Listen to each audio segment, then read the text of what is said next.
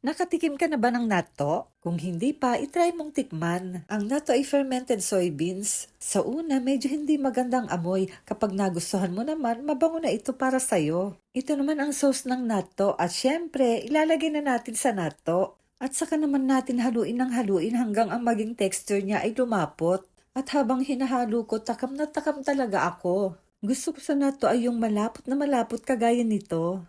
Paborito ko itong agahan with matching miso-shiru. At atak na sa napakasarap na natto. Yummy at maganda pa sa katawan kaya try mo na.